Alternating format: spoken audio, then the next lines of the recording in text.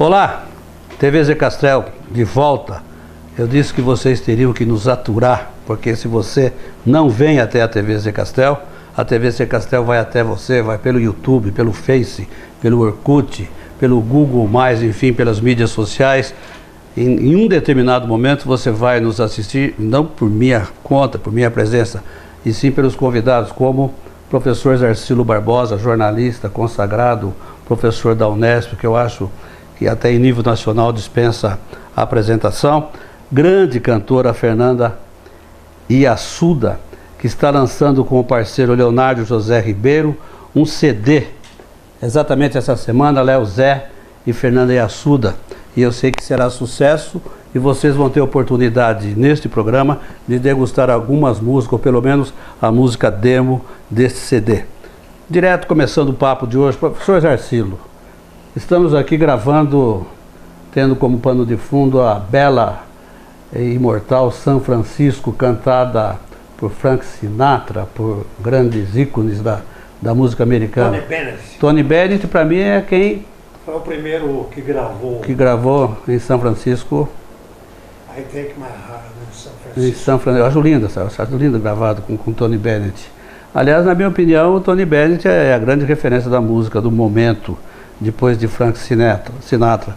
Só que para ele, pasme, ele está sempre no Brasil. O grande nome mundial da música é o João Gilberto. Ele não cansa de declarar isso no mundo inteiro, para orgulho dos brasileiros, né? O que você me diz de São Francisco? Você conhece bem São Francisco? Bom, é uma cidade fantástica, né? Porque é uma cidade onde as coisas acontecem.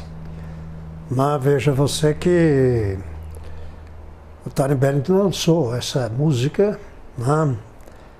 Deixei meu coração em São Francisco, justamente na cidade de São Francisco, no Hotel Fairmont, que é um dos mais bonitos que eu já conheci, né? Não fiquei lá, mas fui visitar o hotel. E a cidade, ela é muito querida por causa do início da geração beat. Tudo se deu, o beatnismo começou em São Francisco. E os movimentos gays também começaram em São Francisco, porque é uma cidade libertária, né? Por isso que ela é muito importante no contexto intelectual, não só dos Estados Unidos, como do mundo inteiro. Comportamental também. Exatamente, né? Porque é uma cidade que dita comportamentos, como você disse, né? Desde os movimentos de vanguarda até o simples tomar uma cerveja, né?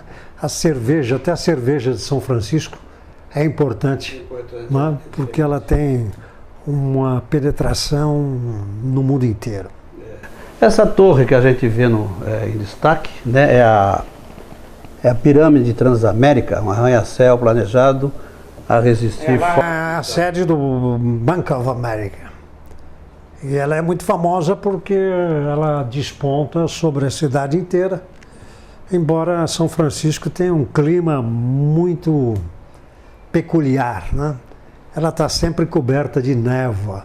Então uma visão assim de São Francisco só acontece uma ou duas vezes no ano, não é?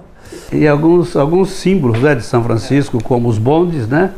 Que circulam. Bondes, né? Exatamente. Que dão uma nota toda especial, né? Pitoresca. Mas o clima de São Francisco foi objeto até de uma piada do Mark Twain, né? O famoso escritor Mark Twain, que foi o criador do Huckleberry Finn. Ele dizia que, poxa, eu nunca passei, né, um verão tão frio como em São Francisco, né? Então ele adorava o verão, porque o verão em São Francisco é muito frio, porque vem uma brisa muito forte e gelada do oceano que está sempre castigando a cidade.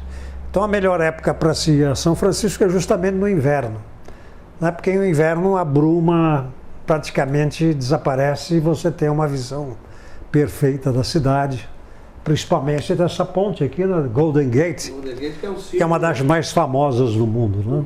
Que você já esteve lá e as pessoas cruzam a pé, do outro lado é Sausalito, e onde uma cidade onde moram os grandes cartazes do cinema e da música internacional.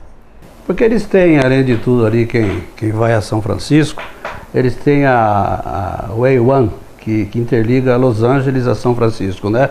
Na costa do Pacífico. Linda aquela estrada lá. Então você tem os astros do cinema, que é ali que fica em Malibu, em Los Angeles, e tem, como nós temos nossas cidades de inverno, lá eles têm São Francisco, quando eles querem um clima um pouquinho diferenciado, não é isso? Exatamente. E a cidade também tem bairros interessantíssimos, né? Como Chinatown, né? Que foi objeto de um filme, né?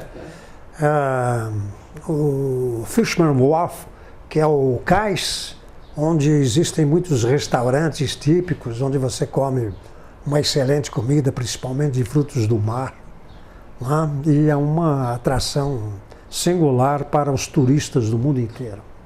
Eu fiquei impressionado com São Francisco, com os piers.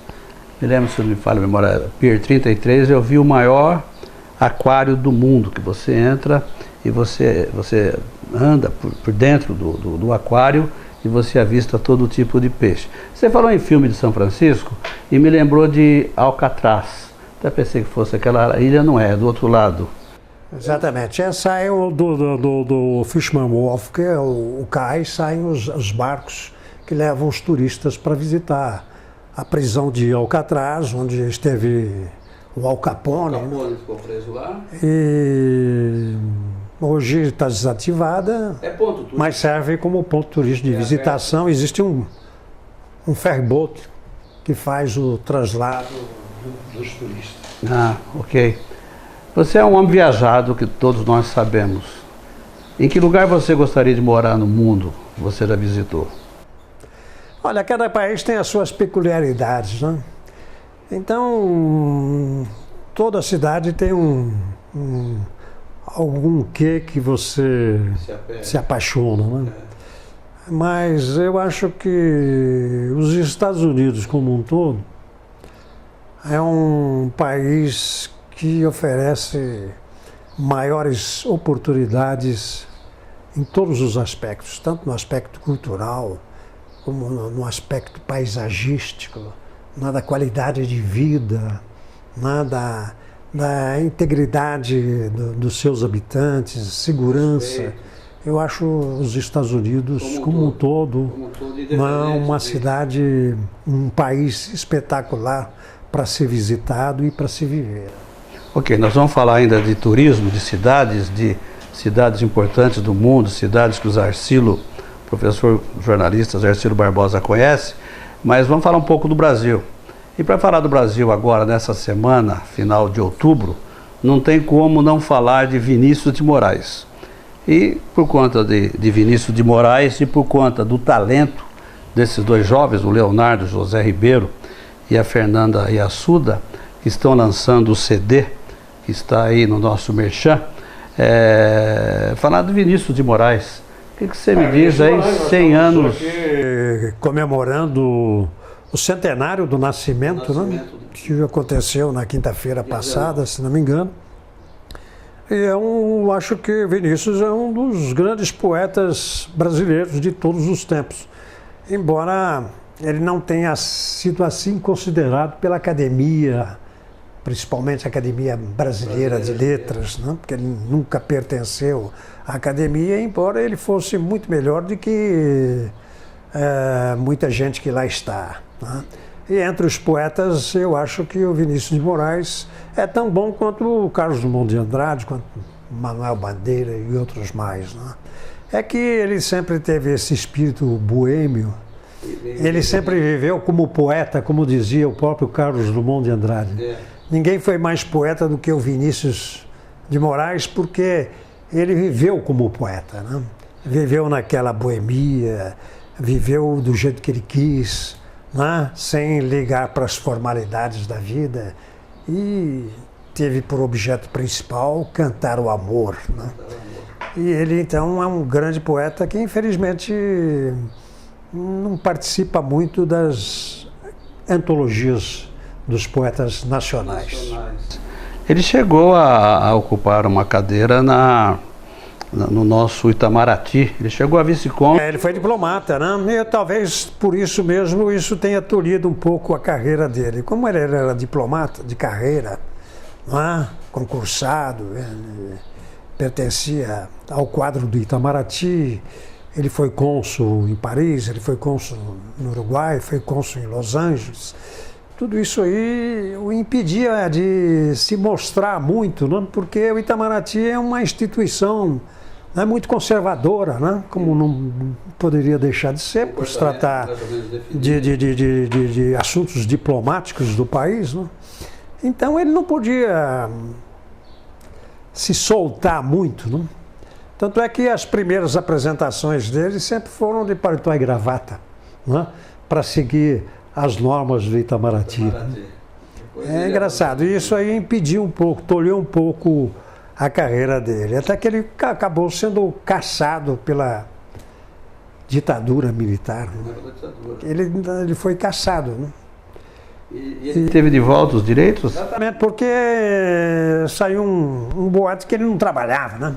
Que ele, em vez de trabalhar no Itamaraty, ficava atrás de show, atrás de compositores, atrás de fazer composições, né? Atrás das mulheres, né? Como dizia, ele teve 9 mulheres, mas tratou bem de todas elas. Mas então ele acabou, quando veio a ditadura militar, achou que ele tinha que ser exemplado, né? Mostrar como exemplo aqui que na nossa rigidez ditatorial aqui, então caçaram o emprego, aposentaram ele compulsoriamente, né? E depois, 18 anos depois que ele morreu, é que foram reabilitá-lo, né? Que ele foi anistiá-lo e foi então até promovido para ministro de primeira classe do Itamaraty, mas 18 anos depois da sua morte. Das 9 viúvas, né? Para satisfação das viúvas, daquela que esteja recebendo a pensão. Tomara. Fernanda, o que lembra para você Vinícius de Moraes? Como é que você define, você que canta na noite, deve cantar alguma coisa de Vinícius? Olha, Vinícius é até uma responsabilidade, né? Cantar assim as músicas dele. Eu aprendi a gostar de Vinícius um pouco por causa da minha mãe, muito por causa do Léo. Ele que me ensinou, assim, na verdade, a gostar mais de Vinícius e conhecer os caminhos ali, né? Dos parceiros dele. E muito poético. Aliás, inclusive as paixões dele, né? As 9 mulheres. Foi que moveu muito, né, a poesia, o amor. Ele é sempre movido pela paixão. E várias músicas com o nome das mulheres, né? Você poderia cantar uma do Vinícius para a gente terminar esse bloco? Pode ser? Léo. Aqui nós temos, Zé Ciro, Lamentos, Vinícius com Pixinguinha, regra 3, ele com Toquinho e Brigas Nunca Mais. Brigas Nunca Mais. Brigas Nunca Mais, pode ser? Vamos lá, Léo. Vinícius. Chegou, sorriu, venceu, depois chorou. Olha aí, tá vendo? O homem sabe tudo, né? Então vai, nós estamos aqui com a Fernanda Iassuda e Leonardo José Ribeiro. Vamos lá.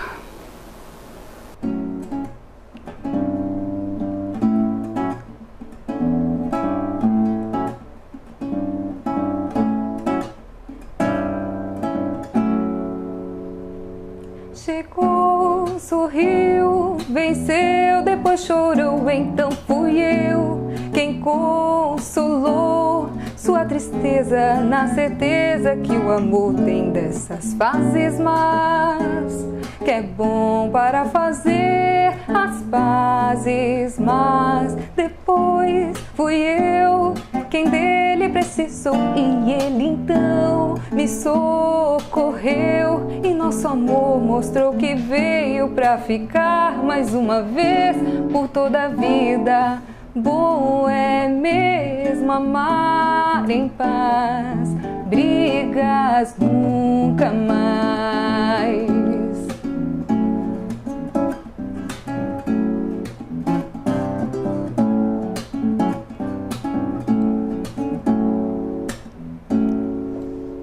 Lindo, lindo. Beleza. Dupla Léo Zé e Fernanda Assuda. Dupla de alta qualidade. Hoje nós temos que reverenciar ou diferenciar. Eles estão lançando este CD esta semana e vocês vão ter à disposição aí em várias casas famosas onde se vende música de qualidade. No próximo... viu? Tem uma voz assim íntima, né? Que me lembra muito a Nara Leão, que foi uma, né? Obrigada. Das musas inspiradoras da Bossa Nova, que começou com ele. Nós vamos voltar a falar sobre isso no próximo bloco. Não saia daí. TV Zé Castel, você vai nos ver a qualquer momento.